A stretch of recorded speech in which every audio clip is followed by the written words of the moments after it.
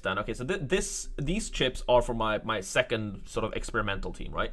But these are my chips for my main team. I've used 3 of them. Let's talk about them and when I think you should use them, because I think some of you might be sitting with all of them, or at least like my second team, be sitting with 5 of them available, only having used the Limitless. I definitely know a couple of people where that is the case. So let's go through these remaining 10 races. Remember, 10 races, you can only use 1 chip per race. So if you're sitting with 5 chips, you need to use a chip every other race. So let's talk about when I think you should use every available chip if you still. The first chip I want to talk about is the extra DRS, the 3X, the triple X, whatever you want to call it. I think that's the chip that most of us still have remaining. I know very few people who've already used it. If you have, that's fine, skip to the next section. But if you still have the 3X, I think you should be using it in a sprint race. I feel like that's pretty obvious. I've said that this entire year and it's never changed. The 3 sprint races remaining are Austin, Sao Paulo, and Lusail. Which one do I think you should use it in? I think it depends. I think it's very, very valid to use it in any 3 of them. In any of the 3. I think it more so depends on what other chips you have remaining. But I think you have to use it in one of these 3 races.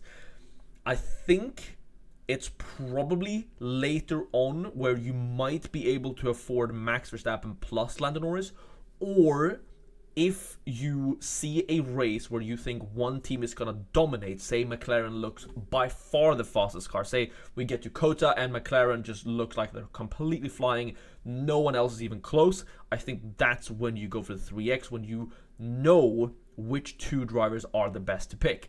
Or if you are so rich that you can afford Max Verstappen and Lando Norris with a 2 double team, right? What is really good with the sprints is that you can, of course, as we've been able to for the entirety of the season, you can watch the sprint qualifying before making your decision, as the deadline is not until the sprint race on the Saturday. This means that you can watch the qualifying, see that McLaren are a second faster than everyone else, and then go for the extra DRS.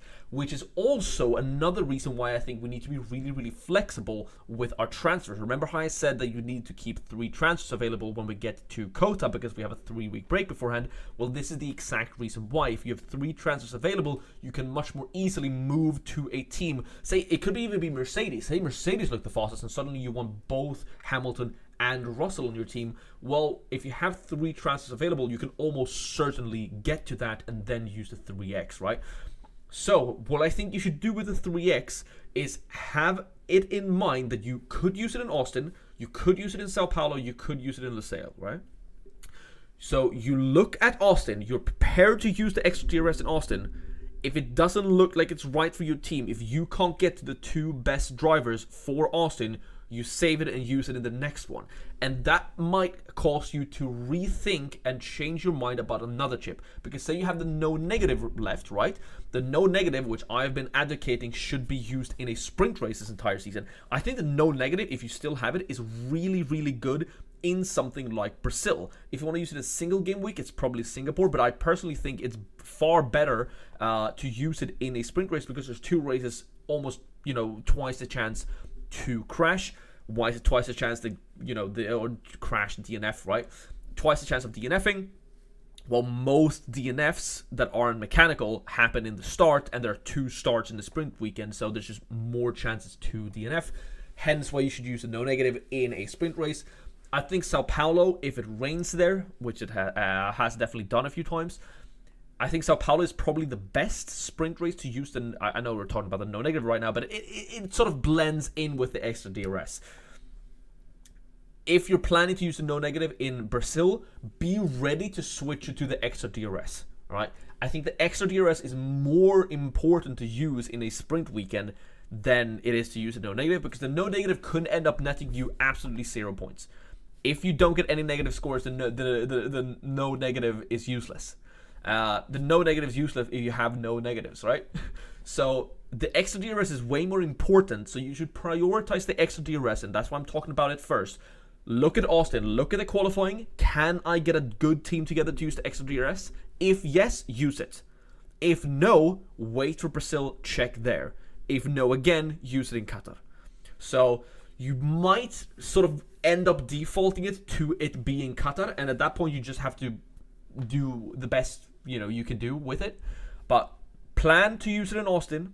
If it doesn't look like it will work for your specific team, or if it's really, really hard to tell who's better, suddenly Leclerc could pop up with a win, you have no idea, then don't use it because you're going to lose out on points. You really want it to be in a race where you think you can nail the two best drivers, especially if they're from the same team, such as a McLaren race, right?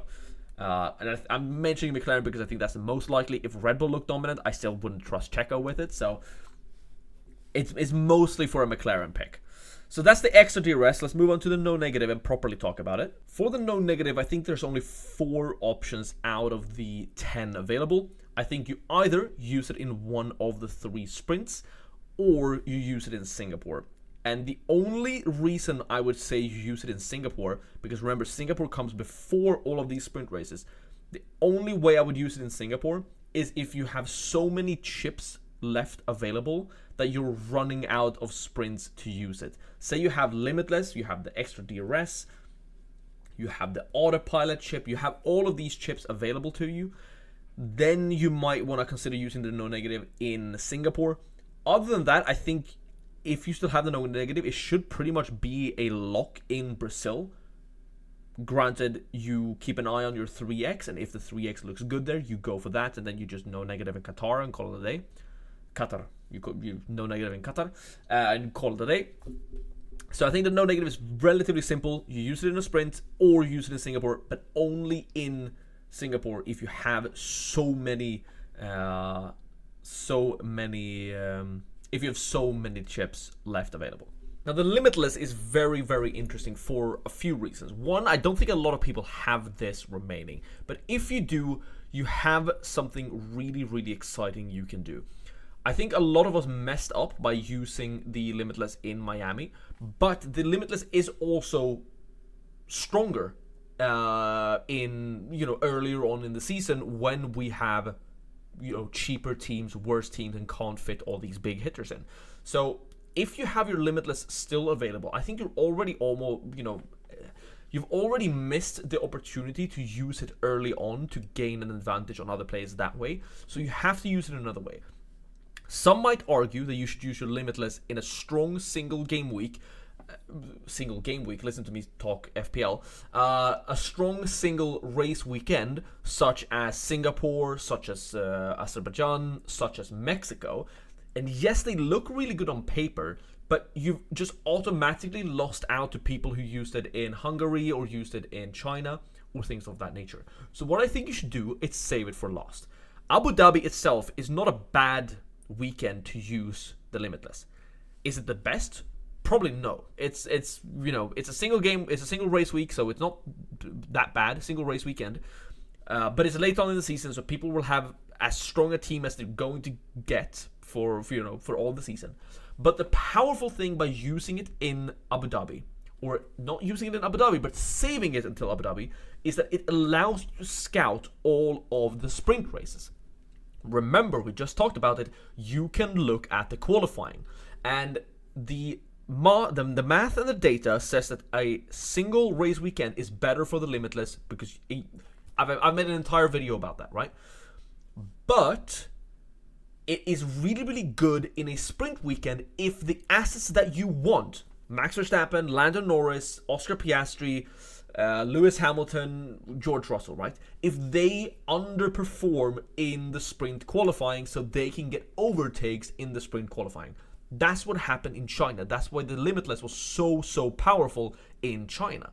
And the amazing thing with these sprint weekends is that you can scout them. So if you still have your Limitless, you should plan to use the Limitless or the Triple X if you also have that in every sprint race that's left, right? Let's just go back to the extra DRS. You have these, you have Austin, you have Sao Paulo, and you have Qatar, right? Plan to use them there.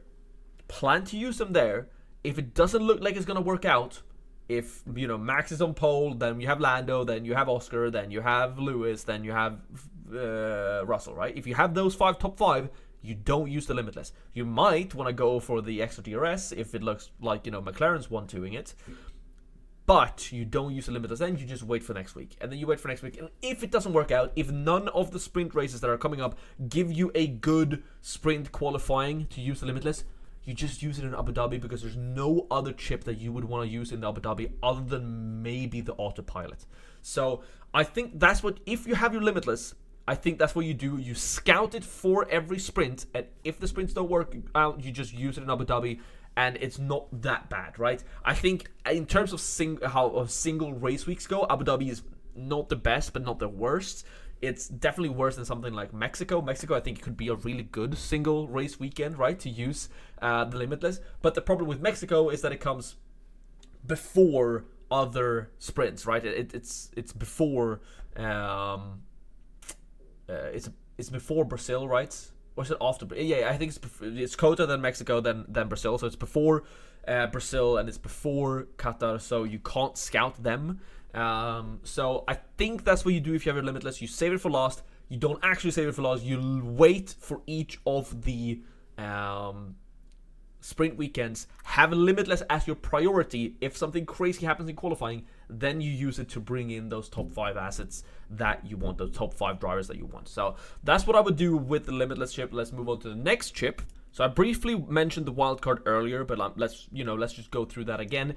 The Wildcard, I think, if you still have it, is really, really good in those in-between sessions, right? The in-between sections of the final end of the season. That being, well, right now in Zandvoort, if you're running a single A team and want to switch it to a 2B lineup, I think now is the perfect time to do it with the Wildcard. You can also use it either in Cota. Now I know that's a sprint race, so you might want to, a sprint weekend, so you might want to save it there, or in Las Vegas, but that might be a bit too late. There are other options you could do. You could use it. You can pretty much use the Wildcard at any point if you feel like it's good for your team, but that's the key. It's very, very team specific. I think it's powerful to use and have available at the end of those, month-long breaks, 3-week breaks that we have coming up. But again, if your team looks fine now and then looks really, really bad because another team has suddenly emerged to be really, really strong, say Ferrari suddenly looked to be the fastest in Singapore again, you might want to use it in Singapore. So I know I put Zandvoort and both the Americas here, but that's not really a guide. For the Wildcard, it's strictly up to what you want. It could also be something where multiple people, multiple drivers are taking engine penalties or similar, say in Monza. Then maybe you would want to use it there to get rid of those drivers or add those drivers if you want. Say something like a Magnussen or a Ocon, one of those C-tier drivers that you don't really want to change that much, that you might want to have for one race where they've taken a penalty. They look to they have the option or the opportunity rather to overtake a bunch. Say Gasly back or Ocon that happened earlier in the season. Say something like that were to happen again. Yuki Tsunoda, for example, and you might have to downgrade. Say you're sitting with Lando Norris and Oscar Piastri, and to afford to upgrade to a Magnussen or to a Yuki or to a Ricciardo, one of those more expensive C-tier assets, you might have to downgrade Norris to then afford to upgrade Gasly. Downgrade Norris to Russell to afford the upgrade and things of that nature. So that's where wildcards could be really, really powerful. And that's sort of where the wildcard's at. It's a very, very difficult chip to use or difficult chip to give tips on because it varies greatly. But I would say either use it after one of those breaks where it looks like there might be a shift, or use it in any race weekend coming up where you want to make more transfers. It really is that simple and that difficult at the same time. Now, for the same reason why you should use the no negative in sprints or Singapore, the Autopilot applies. From this point onward, you should be having 2 premium drivers in your team, which technically gives you a reason to use the Autopilot every single weekend, right? The Autopilot, in my opinion, is the weakest chip available, so it's not massively important. You could use it whenever, really, but the biggest gain, the biggest upside you could get from an Autopilot is when one of your premium drivers performs way better than the other one. and that is more likely to happen. The difference between your two premium drivers, because you're always looking to get the number 1 and number 2 premium drivers, right? The biggest, differences that can happen is when there are multiple races where one of them DNFs, or in Singapore where there's a high DNF rate. So the autopilot chip, I think it depends on how many chips you have available. If you're sitting with 5, you might be good to just use it in Singapore if you're not planning on using any other chips there, just in case something happens there. And then if not, if you're running low on chips and you only have a couple available, consider using it in a sprint where one of your drivers might be DNFing or something might upset or yada yada, right?